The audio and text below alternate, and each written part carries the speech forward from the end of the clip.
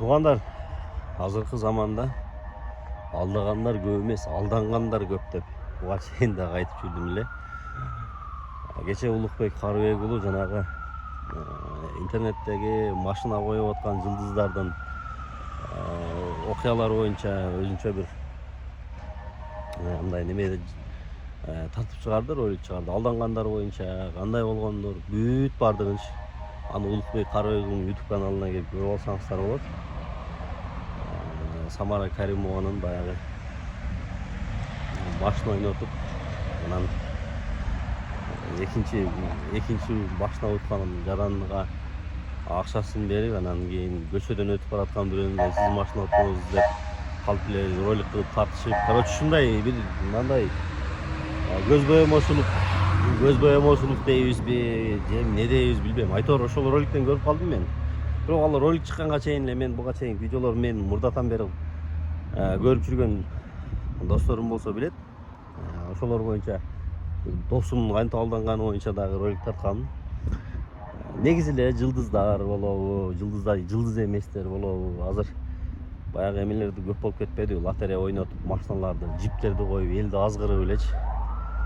Алардын канчалык мыйзамдуулугу бар билбейм. Балким Кыргызстанда мыйзамсыз болгон үчүн балким ошол Россияга барып ошол жактан тартып атышабы, ошол жактан элди алдап атышабы деген күмөндүү ойлор жаралат. Негизи жалпысынан келгенде менин сунушум ошо ошогондон алыс эле болуп, тынч окат кылган жакшы да. Мен себеби андай нерселерге ишенбейм.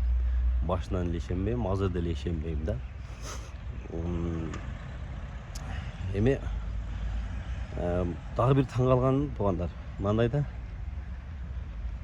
Алар видеону тартат дагы мына финал 300 сом менен, 400 сом менен же 1000 сом менен машина утуп алсаңыз болот деп психологически эле алдым дейт. Анан адамдар аларга акчаларды салып 10 000 деген, 50 000 деген адамдар акча салганда, анан чоңураак машина койсо андан кымбатыраак 3000 сомдон, 4000 сомдон билет саткандар бар да.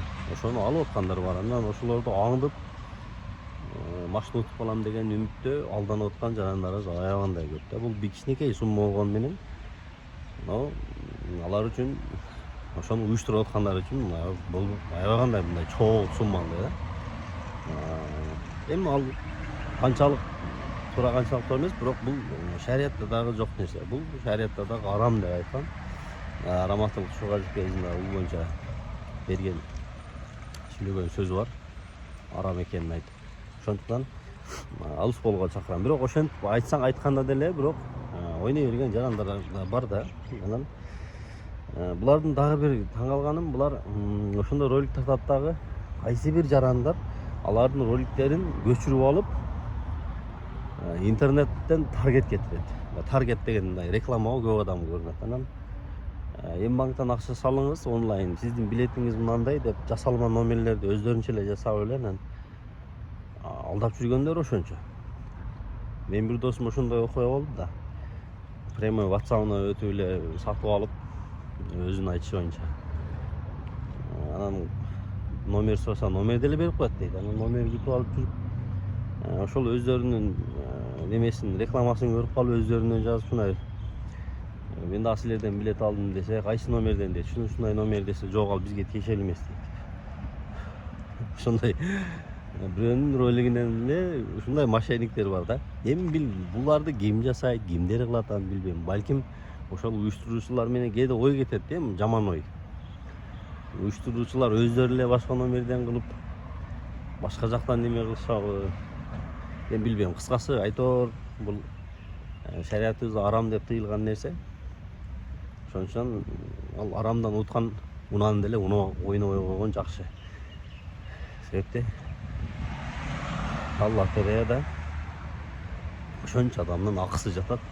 Бирөөнүн акысын алып минип ошол нерседен жакшылык болбойт деп ойлойм да мен.